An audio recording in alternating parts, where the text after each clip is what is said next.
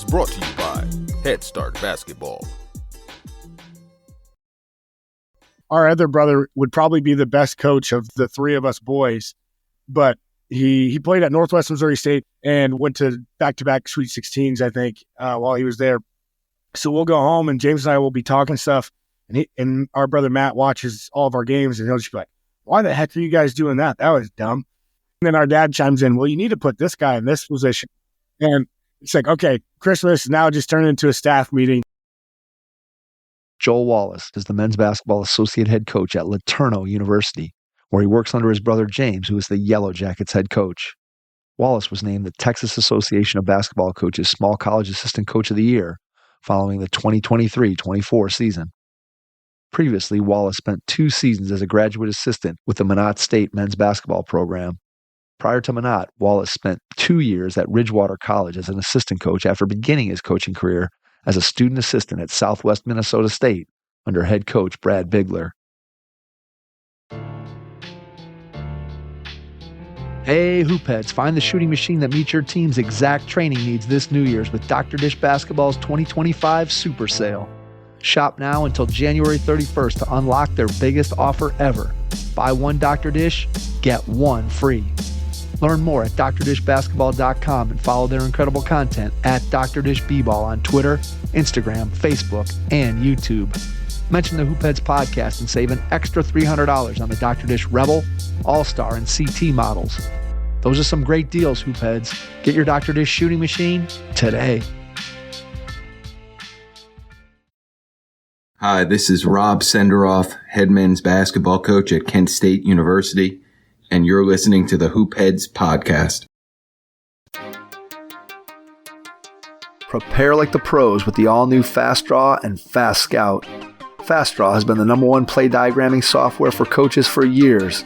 You'll quickly see why Fast Model Sports has the most compelling and intuitive basketball software out there. For a limited time, Fast Model is offering Hoopheads listeners 15% off Fast Draw and Fast Scout. Just use the code HHP15 at checkout to grab your discount, and you'll be on your way to more efficient game prep and improved communication with your team. Fast Model also has new coaching content every week on its blog, plus play and drill diagrams on its Playbank. Check out the links in the show notes for more.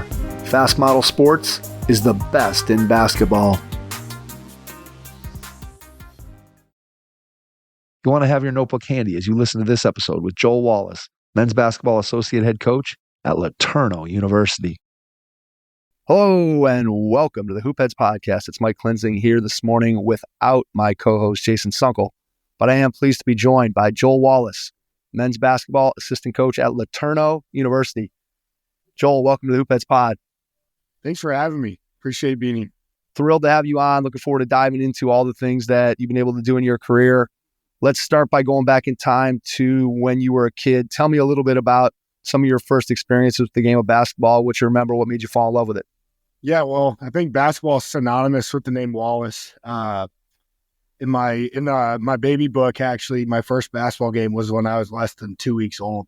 I've got a dad that is, super influential in my life and in my siblings' lives, and he was a college coach for a while, and then he started having kids with my mom and realized it's really hard, especially back then, to support your family on an assistant coach's salary. So then he went into education, the high school level, and was a head coach and an assistant coach for years. And so wherever he went, his 3 boys and daughter followed, and we had a basketball in our hands, and that's where we really learned how to love the game. I'm from Omaha, Nebraska, originally Bellevue, a suburb there. And, it just we just had a ball all the time, and we were in a gym somewhere. And so we got to watch him just have an impact on people and an impact on, just young individuals' lives. And we got to see it from not an X's and O's standpoint. I could care less. I had my favorite players just because I love watching them be on the floor. And, they would come over to the house and there'd be meals and Christmas breaks and everything in between. And so that's really where I started to dive into the game, but also dive into the relationship. When you think about your dad and his influence, and as you just described, watching him as a young kid, do you think that relationship piece is one of the main things that you take from what he was like as a coach? And maybe is there something else as well that when you see yourself or think about yourself and your coaching style, what reflects your dad and what you saw growing up? Yeah, I think one thing that's interesting about my dad, and I always thought it was an interesting comment that he would make, and I guess I didn't fully comprehend it until now, much later in my coaching career. But he used to say that he felt more comfortable as an assistant and he didn't have a huge desire to be a head coach.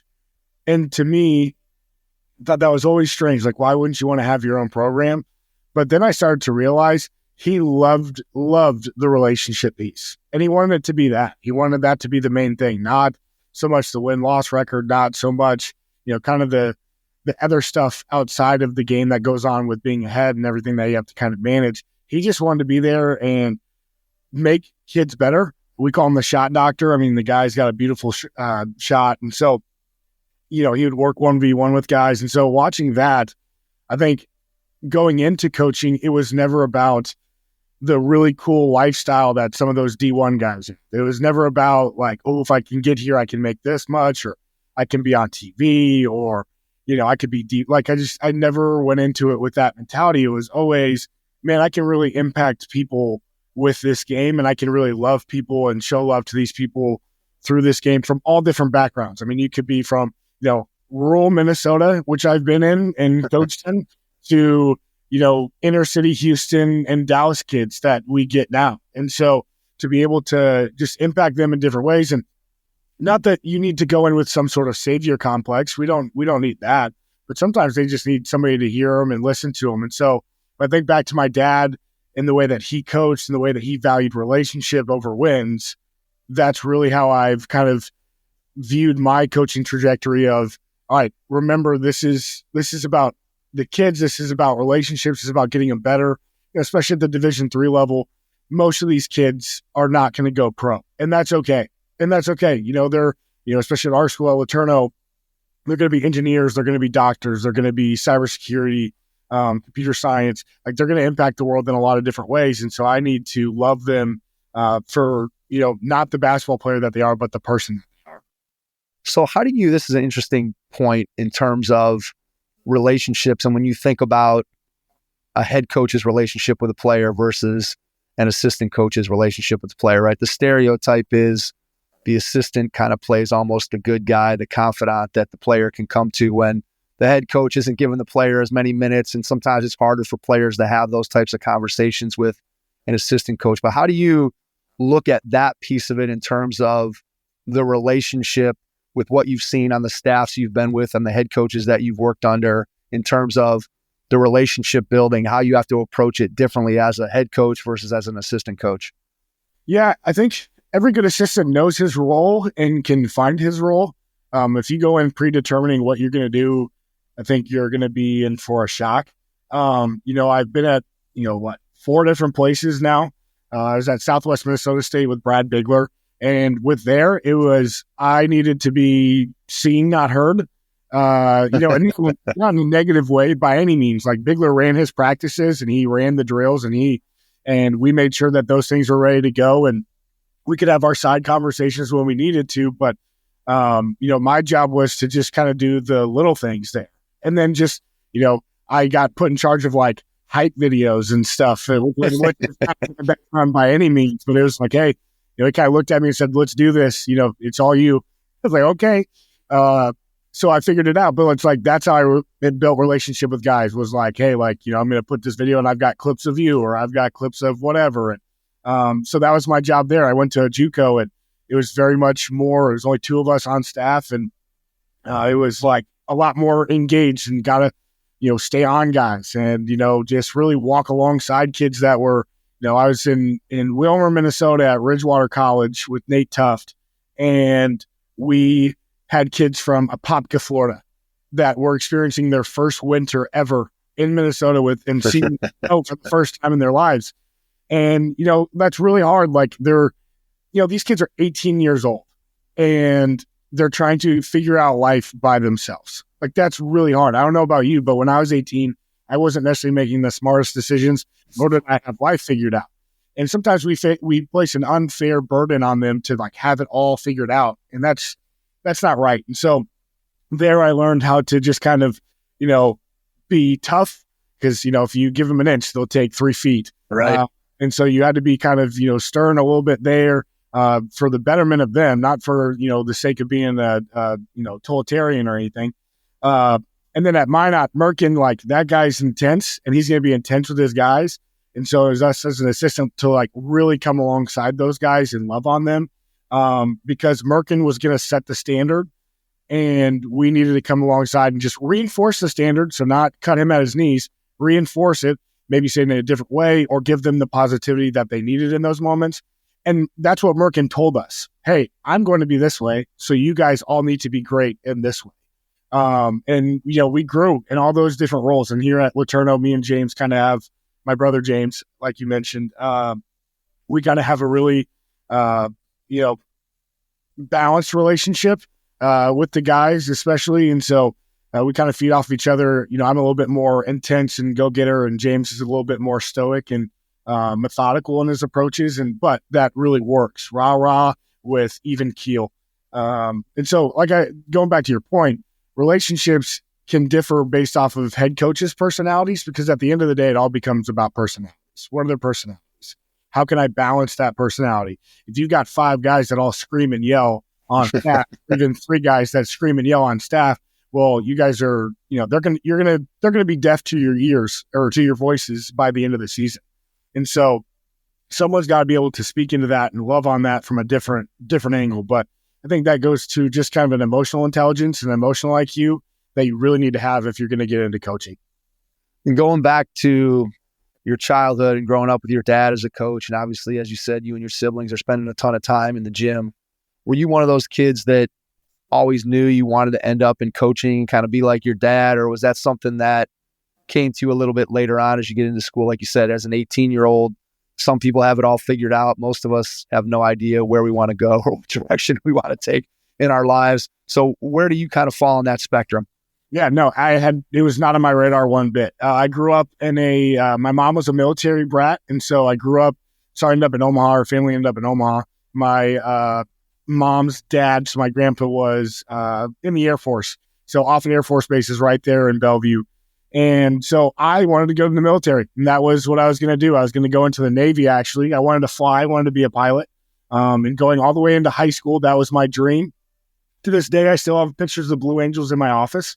If there's a documentary on Prime, I highly recommend going and watching it. It's fantastic. The accountability and the relationships that they build at a high level in a life and death situation. Truly is life and death. So recommend that. But with that, that's what I wanted to do. And then, I'm a man of faith. And so I believe that God put me in a different direction. I actually got diagnosed with a spinal disorder, and was told that I would not, 1, be able to go in the military, and then 2, college sports were not going to happen for me.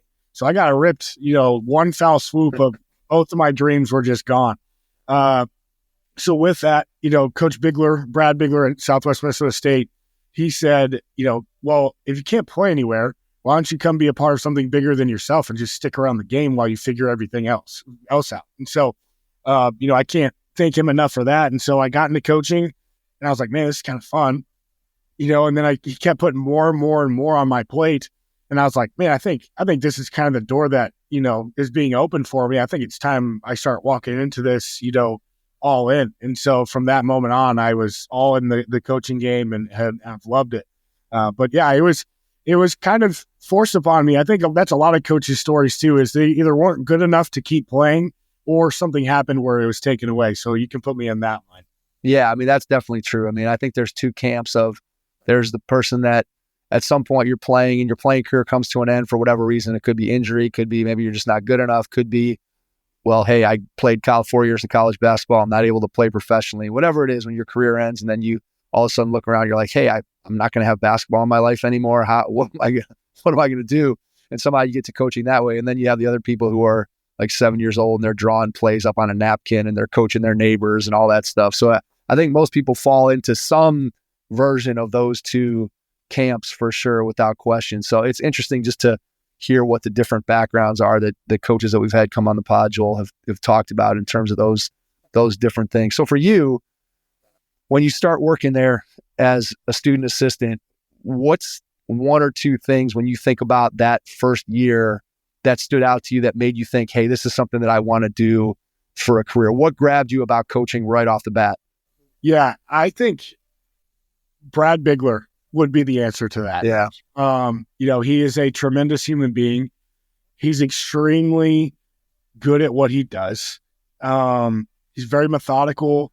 I've actually met with Shaka Smart and been able to sit down with him in kind of a small group setting. It was only about 3 of us outside of him. And Bigler reminds me so much of Shaka Smart, or Shaka reminds me of Bigler, whichever way you want to put it. But his ability to just have a standard and love on guys and build a culture, and a true culture. When you're around something that special, you realize you really want to be a part of it. And then when you're a part of it for, the 4 years, I think that I was a part of it, you want to replicate it. And so I learned so much about how to build a team culture that can stand, and that is bigger than yourself and is not built on wins and losses, but on the love and relationship you can have with, the best friends that you go into a recruiting class with, the guys that you go through 2-a-days with, and you're running lines and, you don't make the time and you got to run it again. Like those type of relationships that you build. People outside of athletics will never understand the love you have to have for somebody when they don't make a time and you have to run that sprint again. The amount of love that you have to have for that person is something else. And so, great life lesson though. Like you want to be in a serious relationship, you want to get married. Like, my wife Mallory is super special to me. It's not always easy, and sport can build those relationships and build that toughness to persevere through those things and really find a deeper level of love. And so going back to, why do I want to get into coaching? Brad Bigler and the way that he loved his guys and built a culture. That's where I was in the chess game that he was always playing. How can we, if I had to say like the 3 things I learned from him, it was 1, how to score in spacing, and create space to get scores. It'd be the team culture. And then the 3rd would be how to build a roster. And so with those 3 things, it is always a chess match. Like, how can we get guys in different spots? How can we manipulate tagmen? How can we, bring on this kid that may not be the best player, but he's a culture king where he's just going to come in our locker room's instantly going to be better because he's in our locker room and he's just a positive voice that we can rely on. Those types of chess matches, from the X's and O's to the roster construction, are all because of him. And when I watched that chess game, like, just like any other athlete, like I wanted to play that game and I wanted to be involved and just start moving pieces around and see if I could be any good at it. Talk about that culture piece and the balance between having high standards and accountability and coaching guys hard, and yet also the ability to then, as you said, love on your guys and have those relationships. What did you see from Coach Bigler that you carried on forward in terms of those 2 things? I think that's something that, especially for young coaches, when you talk about how do I strike that balance between getting the most out of my guys, motivating them, making sure that they understand what our standards are, and yet at the same time, making them feel loved and appreciated. How do you walk that line? What'd you learn? Time and place. When you're in practice, like the standard should be there and it should be known and it should be held. And, you can't lower that standard at any point, because again, if you give them an inch, you're going to take 3 feet, and then you're fighting the rest of the, semester or even season to try and get those feet back. And so I watched, I challenge coaches and especially assistants, because that's who normally I'm talking to as assistant coaches, is you got to put the time in, and it's like if you're going to be in the office all day, which is great, you can't all be in the office with X's and O's or film breakdowns or stats or whatever. Like, I put candy in my office and I find what candy guys like and put them in the office. And it's not, hey, come up and, I'm not trying to be, weird with it, but it's just like, they know I have breakfast bars up there too. So they know, like, if they need a quick snack or they, need some sugar, they can come up to my office. And you wouldn't believe the amount of times that guys would come up and like, oh, I'm just coming up to grab a snack real quick. And then 2 hours later, we're talking about, the Cavs and Thunder game that just happened last night, or, what's going on at home. And start to realize like they're dealing with a lot. And so time and place is super important. And then just being willing, both with your finances and maybe having a home cooked meal and paying for that out of your own pocket, even though you don't make a lot, if you're really down for them, they're not, sometimes, and this may be inappropriate, but I always say like, they may be idiots, but they're not dumb. Yeah. Like kids may not understand, a lot, but they know who's riding with them and they know who loves them. Right. So they can see if you're going to make a home cooked meal after a long day, like they know that and they can appreciate that. And so, you walk that line by being able to not toe the line all the time. I think being able to step back and realizing that basketball is a very important thing. Don't get me wrong. And it's what our job is, and we're paid to be really good at that. But it's also being able to step back and say, you know what, for the next 2 hours, I don't need to worry about this guy can't, save his life to be in help side. Like he can never be. Like, let's just not talk about that for 2 hours and let's just see, how our class is going, or how's the girlfriend, or how's mom and dad, or whatever it may be. And so take a step back and it's bigger than basketball. So we need to make sure it stays bigger than basketball.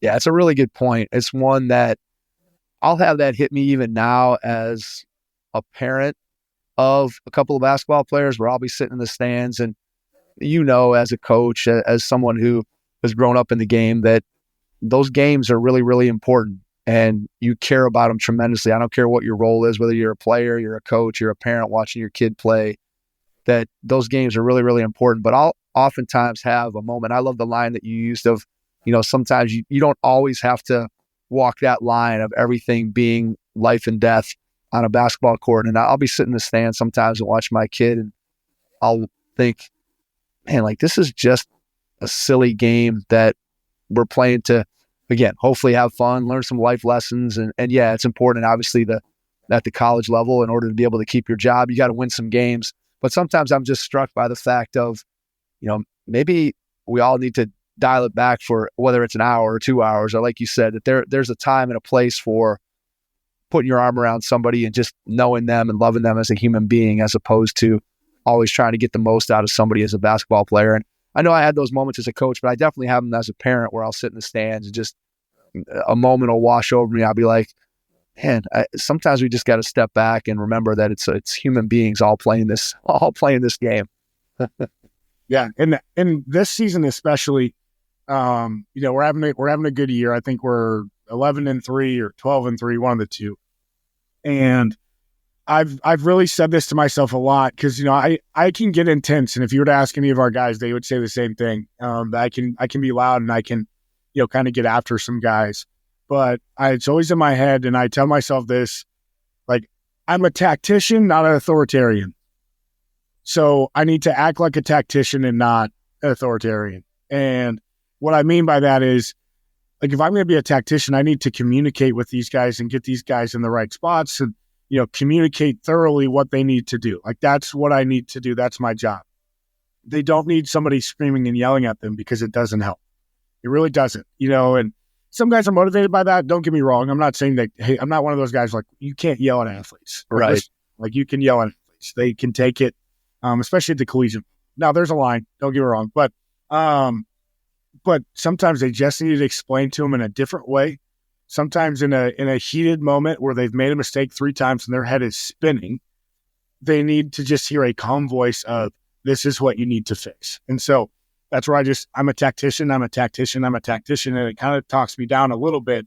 But also it just helps me be a better coach. And so you got to find what is going to help you be a better coach and better explain things and kind of keep you from crossing that line or always being on that line. Yeah, no, that makes sense. I mean, I think from a playing standpoint, so often I've heard coaches talk about, that you have to be very specific in the type of directions that you give, right? If you want a kid to do something, there's a lot of, sometimes you hear coaches say things and there's not explicit instruction where the kid can't take anything. Like if somebody's yelling and, okay, you're yelling, you're upset about this or that. And then the player's like, well, you didn't give me anything that I can act upon to perform better. And I think that's a really, really good point when you start talking about being an authoritarian versus being a tactician. I think that's a good distinction to make. I never heard it phrased quite that way, but I like that particular language that you use there, because I think it does a great job of illustrating kind of the difference. And what players, in all honesty, what I think players need is they need that sort of specificity to be able to understand, okay, did this, or I saw this and thought I saw that, and instead I should have been here or whatever. And just to be able to have players think through and be able to understand that, for sure, I think that's a good way to look at things. When you graduated, let's go back to your first job search. Tell me what that was like. I'm assuming that Coach Bigler helped you in terms of connections and networking. And I know you worked a bunch of camps in the summertime, which is always, for any young coach, obviously not probably quite as, I don't want to say important, but just it's not as easy to do as it used to be, because the camp circuit just isn't what it used to be in the past, where almost, again, you go back 15, 20 years and you can barely find a coach that didn't somehow connect with people through the summer camp circuit. But just tell me about that first job search and what it was like and what the process went for you, how it went for you. Yeah. So with the job search, I mean, Bigler did a great job. Like I said, I owe a lot to him, but the connections that he was able to bridge, but then also just kind of like, it's not like he just did it all for me by any, stretch of the imagination, but he just kind of like, okay, well, if you want to do this, you need to go do that. Right. Yeah. Or you need to go have this conversation with him. I'll follow up and I'll give my best recommendation, but you got to do the work. And which I really appreciate it. Like, I 100% did, because there's a lot of guys that will look at their boss and be like, man, he just doesn't help me get a job. And it's like, right. Well, like, I understand what you're saying, kind of, but are you having the conversation? No, I need him to reach out first. Like, that's not always how it works, man. So Bigler was, with Nate Tuff, Ridgewater's an hour and a half down the road from Southwest Minnesota State. So when I worked at Ridgewater, which is the job I ended up taking after SMSU, I drove an hour and a half to work and an hour and a half back every day. And if I didn't, I slept in my office. At one point in the preseason, we would practice late. So if it was Monday, late on Monday, and then early on Tuesday. And so we'd sleep in our offices so I didn't have to make the hour and a half trip back, and I could, kind of have some time at home. Yeah, I mean, coaching can be such a grind, especially when you're looking to be mentally focused during the day and get great sleep at night. That's a tough tightrope for some coaches to walk. I found this product, Magic Mind, that has helped me so much in both those areas. Their focus and sleep shots have made a big difference in my mental resilience. Since I started using Magic Mind, I'm better able to focus on the tasks I need to get done as a podcaster, a coach, a parent, and a teacher. And then at night, I simply get better sleep. You can improve both your sleep and your mental clarity right now with this special offer from Magic Mind. You can get 45% off the Magic Mind bundle with the link www.magicmind.com/hoopheadsjan. That's www.magicmind.com/hoopheadsjan. HOOPHEADSJAN. Check out Magic Mind if you want to improve your mental resilience and build your mental wealth today. To get to that point, Bigler just, hey, like, these are the openings, and Nate is, Coach Tuft is looking for somebody, and have the conversation. And obviously, we had a really good relationship with Ridgewater because it's right there. So the kind of that, coaching synergy with people around you. But then it was like camps, like you got to work camps. So I drove 107 hours one summer working camps. I just drove just to get to the place. And the money that I made from those camps paid for the gas. Right, exactly. And I'm pretty confident that I came out negative in that. And like, I mean, let's not get twisted. I'm like a college kid, so it's not like I had a lot of money. I didn't have a job, or an extra side gig, because there was no time to do any of those. And so I just, I did the AAU stuff, but it's really important, like the networking, to go to those camps. And COVID kind of killed some of the college camps, which is really, really sad, because it was a great opportunity to really grow with other people and get to know. And, I know we keep talking about relationships, but you build those relationships. And I think some of the new coaches coming in have skipped that part. Yeah. And you can tell. And this isn't to knock the big boys, but it's like sometimes you'll talk to those D1 guys, and it's like you can tell that they miss the relationship piece. And so when you talk to them, it's just they're looking at your shirts and seeing that you're at a school that they don't know, so they don't care. Right. And that's really sad. And it's no fault to them. They just didn't go through kind of the gauntlet that some of us others had to do. Driving 107 hours in a month. This is a month span, so I shouldn't even say summer. It was in a month. But with that coaching search, like it wasn't overly long either. I mean, it happens like that. It's a blink of an eye, and people are at 20 different places. But I was blessed with a guy that was going to look out for me and make me do the work, but then reinforce on the back end, my resume and what I brought to the table. And so I grew from every stop because the person that I worked for just helped me tremendously in my growth, trajectory as a coach. As you think about it, I want to get into the relationship with your brother and how you get the opportunity at LeTourneau, but just as you've been going through your career and thinking about where you are now, where you may want to eventually end up, are you putting together and again, this goes back to the different coaches that you work under, are you putting together a folder, a digital drive of things that you like, things that you don't like, as you think about the possibility that at some point in the future, you may be able to become a head coach? Yeah. I mean, if you're not, you're crazy. You're going to forget. And even if it's just like I'm a huge X's and O's guy. So I love, my Twitter is like, if you were to look at my likes, like you used to be able to, it'd be all sets. If you look at my bookmarks, it's like all sets. I don't really care about the other stuff. And so like when I was at Southwest, our offense that we run at LeTourneau is a beautiful blend of Brad Bigler and Matt Merkin. So we've got kind of the spacing dribble. I don't want to say dribble drive, but it's ball screen heavy, a lot of spacing, manipulating spacing. And then, we kind of did that at Ridgewater too, and that's what we did. And then when I went to Minot State with Matt Merkin is not a huge ball screen guy. Obviously, ball screens are part of the game, so everybody's going to do it. But he is a more traditional 1 through 5, screen, read your screen. You've got 5 different things that you can do off the screen, and then everybody else is going to react off of what that one guy does off the screen. And so I grew so much of my X's and O's at Minot with that, because I felt like I got pretty good at the ball screen spacing. We call it Phoenix, and Brad Bigler calls it Phoenix as well, kind of the D'Antoni type stuff when he was with the Suns.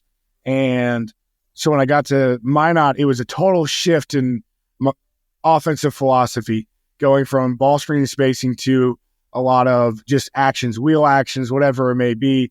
We're going to cross screen, down screen, diagonal screen your butt until you give up a layup. Like that was basically with Matt Merkin's philosophy, and it's working. I mean, he's 4th in the country right now at Minot State, which is not an easy place to win, but the guy does it all the time.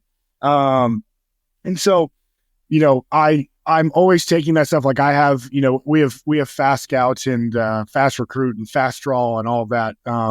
And so I have my catalog of all of my offensive stuff and then philosophy stuff with every set or with every, kind of concept. I'm putting that in there.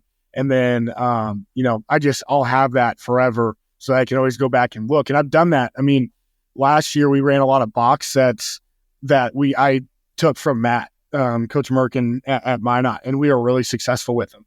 Different type of team this year, so we haven't run as much of that, but I actually stole some stuff from my friend and coworker, Randall Herbst, who was with me at Minot, and he's at UND, North Dakota, and Coach Sather there used to be at Northern State, and he used to kick our freaking butt with some midline screens. Oh my gosh, the midline screen with the 4 and the 5, and just the curls and the pops that you could do off of that, and then the other actions. So we've been running a little bit of that this year. And so again, like the people that you meet, the good people that you meet, and usually good people win. And so I like to surround myself with really good people. And like basketball is a game of stealing stuff from others and making it your own. Like nothing that I run is anything that I necessarily came up with. It is something took from somebody else. I'm not that guy. I'm not going to take any. I was smart enough to listen to when somebody, or look when someone drew a play down and said, "I'm going to use that at some point." So that's what I did. And so I have a digital library, but then I also have like my coaching philosophy and just different things I've taken away from each people. And like Bigler did some things that I don't want to say disagreed with, but I'm like, man, I think I would do this differently. Right. And same with Coach Tuft and Coach Merkin. And, I'm sure at some point if, I get the opportunity to be a head coach, there's going to be somebody that goes, I am never doing what, Coach Wallace just did. So but that's okay. Fit your personality and find the stuff that works and doesn't work and then create your own culture. But I'm always taking things and writing them down and then just having a coaching philosophy and little like pillars that I'm going to use when I have my own place, but also what we're using right now at LeTourneau. Yeah, it makes sense. I mean, again, you want to be prepared if that opportunity does ever come across your desk and just have what you need and start to be thinking about it prior to that opportunity coming to you. Coaches, Game Changer is making your game film more valuable than ever. New this season to Game Changer, Film Room allows team staff to analyze full game videos, add comments to specific moments, and quickly share feedback with other coaches, team members, or families. The #1 youth sports app automatically skips downtime in the game film, condensing event video into active play so you can focus on the moments that matter. The best part? It's completely free for coaches. Download Game Changer now on iOS or Android and take your coaching to the next level with Film Room on Game Changer. Game Changer. Stream, score, connect.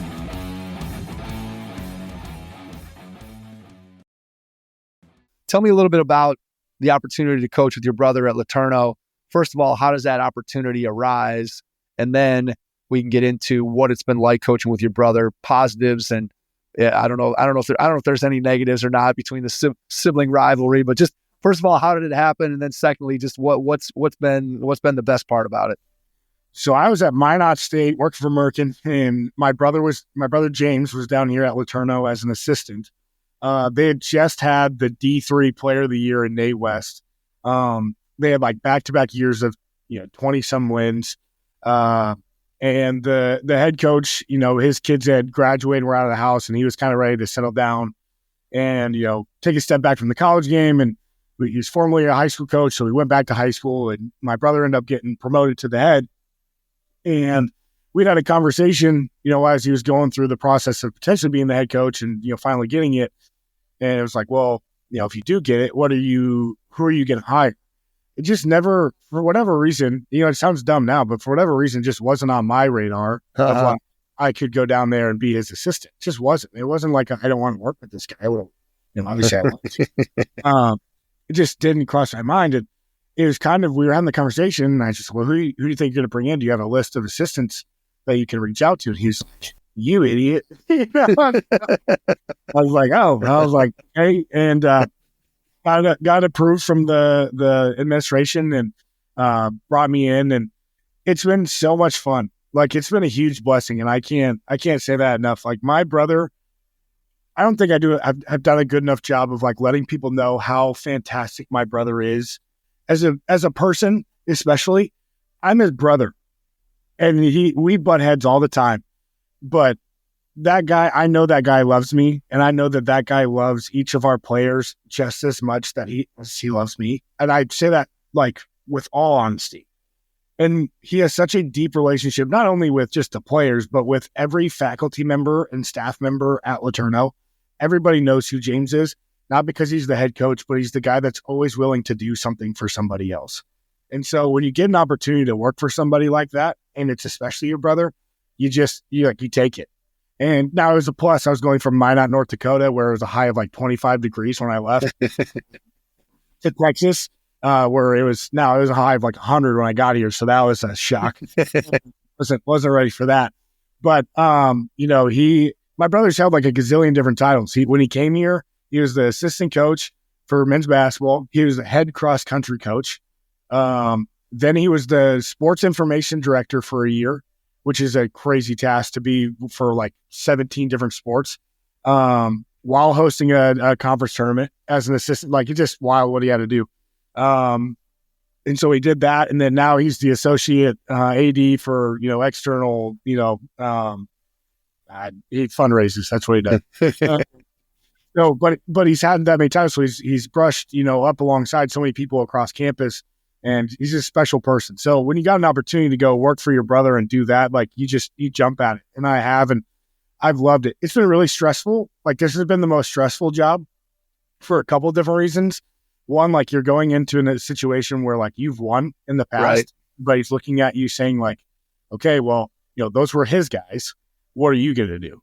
And so we really worked at it, and we followed nobody's advice.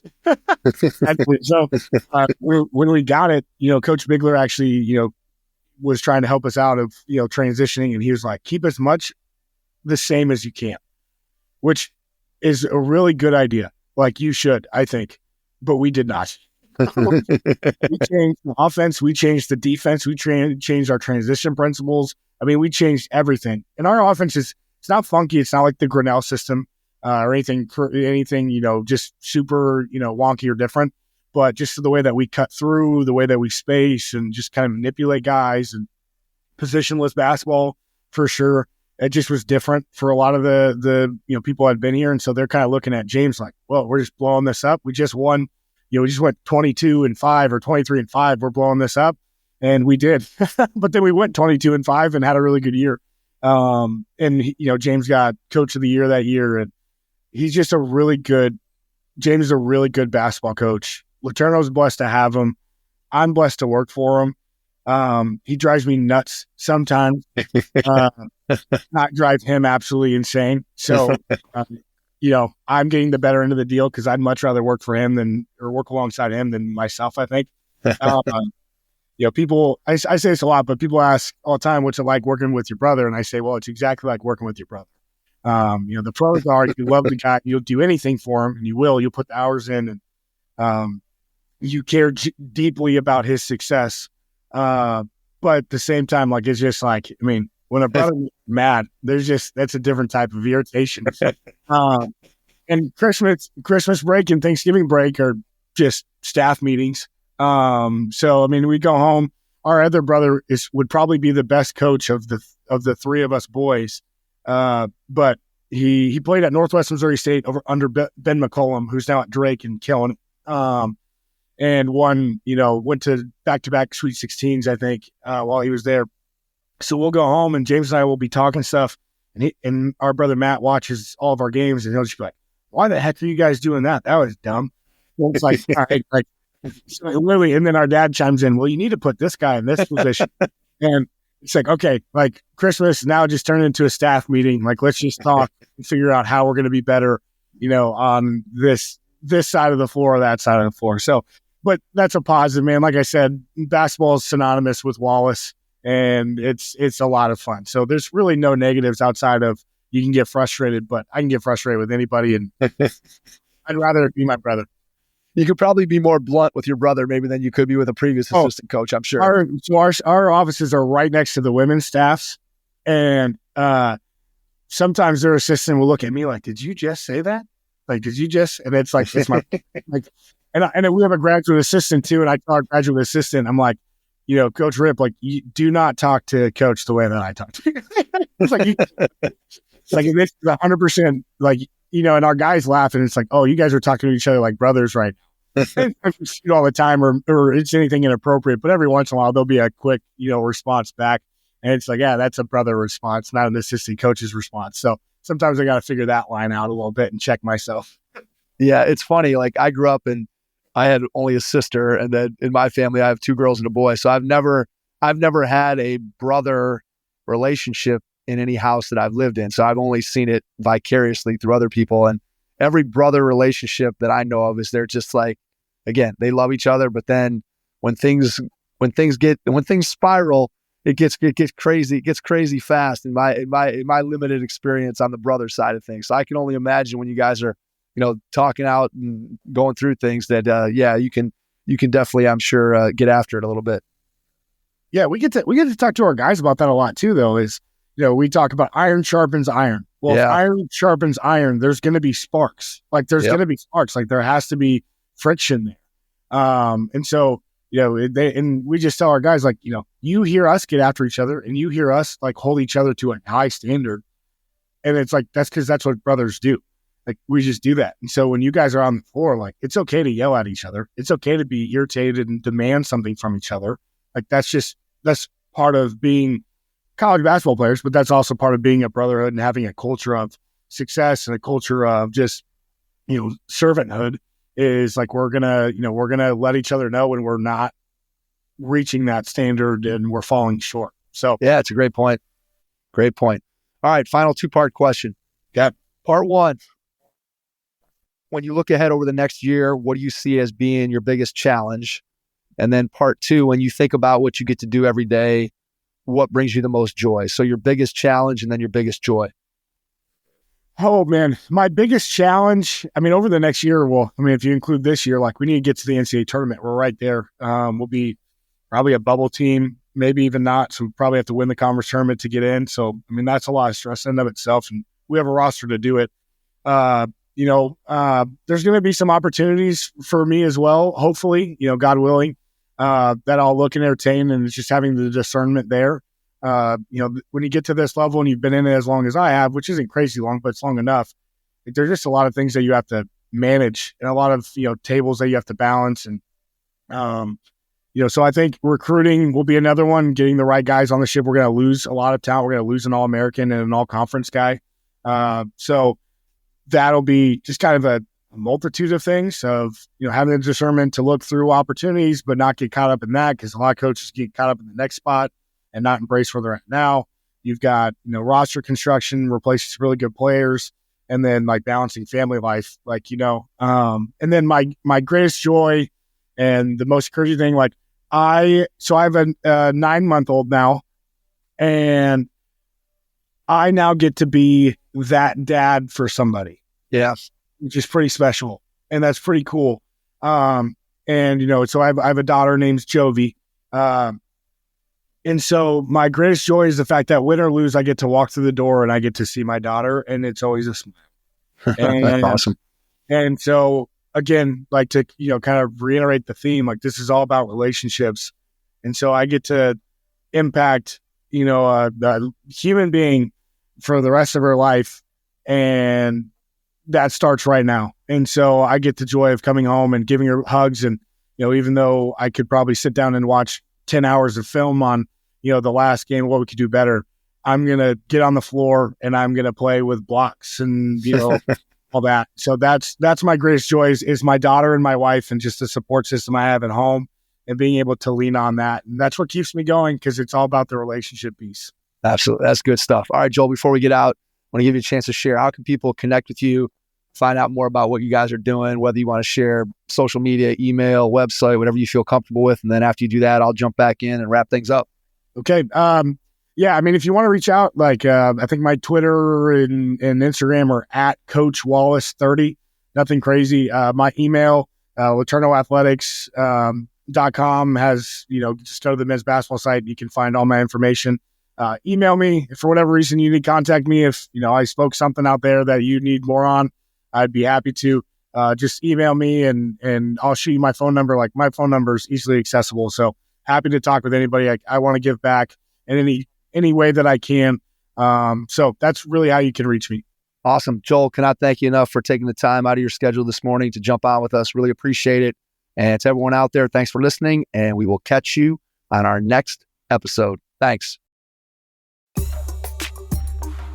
Your first impression is everything when applying for a new coaching job.